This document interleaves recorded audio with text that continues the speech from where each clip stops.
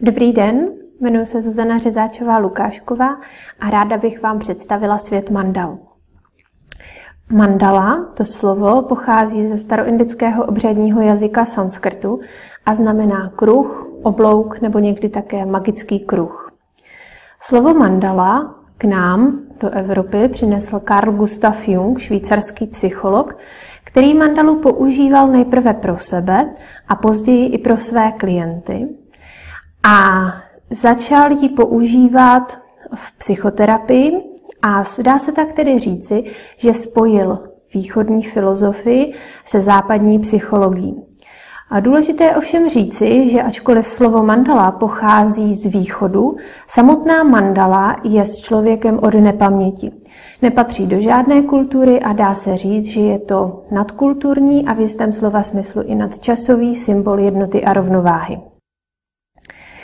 Jak tedy mandala vypadá? Je to kruhový obrazec se středem, kolem kterého jsou pravidelně rozprostřené tvary, které se pravidelně střídají a směřují buď od středu ven, anebo z obvodu do středu. Mandala ale nemusí být jenom kruh, jak dokazují například indické jantry, které jsou kruhem ve čtverci a spojují tak božský prvek kruhu s pozemským čtvercem.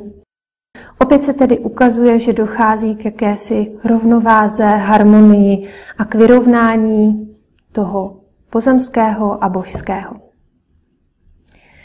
Mandala se vyskytuje ale také v dalších kulturách, a to včetně té naší, v křesťanské kultuře, kde se vyskytuje v kostelech jako rozetové okno nad vstupním portálem, anebo jako bludiště, labyrint, buď na podlaze katedrál, anebo v mnišských zahradách, kde mniši procházeli vlastním labyrintem do jeho středu a symbolizovali tak posvátnou pouť do Jeruzaléma a v samotném středu mandaly, v samotném středu labyrintu se setkávali s Bohem.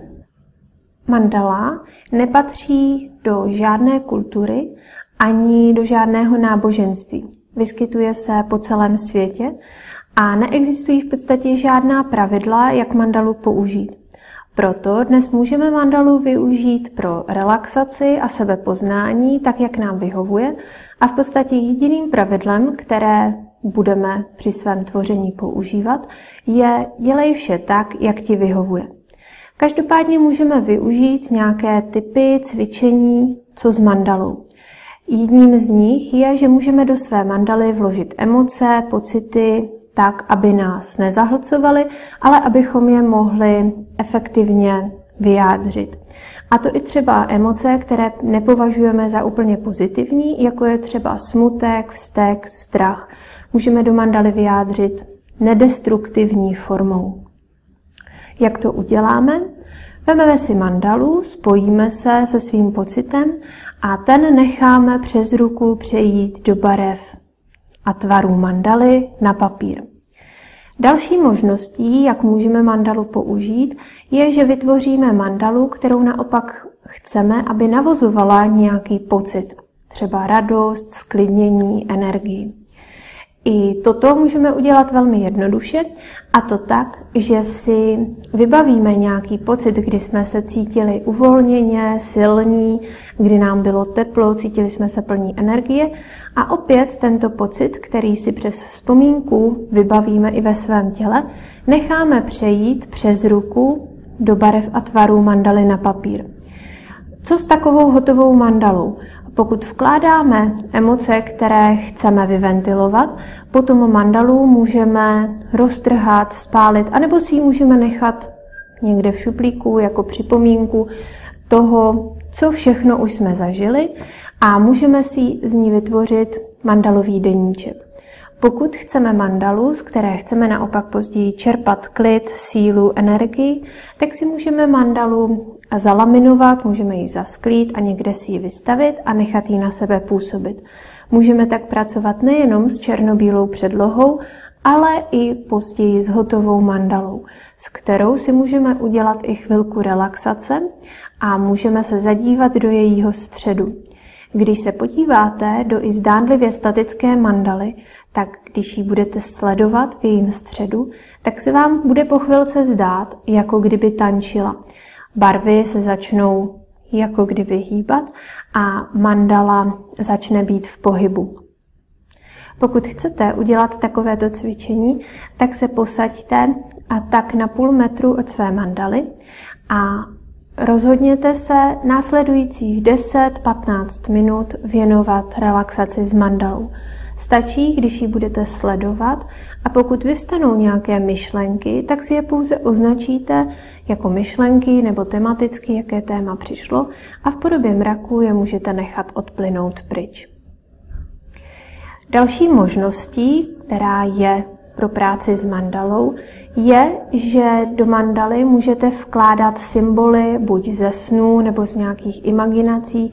Někteří řeknou z šamanské zkušenosti, záleží, jaký termín se vám líbí, jaký používáte, protože někdy symbolům porozumíme teprve ve chvíli, kdy je nakreslíme a vidíme je zvenčí. To je velká síla mandaly, že v podstatě všechny obrazy, ale i pocity, myšlenky, které v sobě máte, můžete vložit do obrazce, a který si později můžete prohlédnout z odstupu. A barvy i tvary tak můžete vidět jinak. A mnohdy se stává, že pokud poodstoupíte třeba krok, 2, a tak se i váš pohled na mandalu a následně i na téma, které jste do mandaly vložili, změní. Další použití mandaly je čistá relaxace s pastelkou.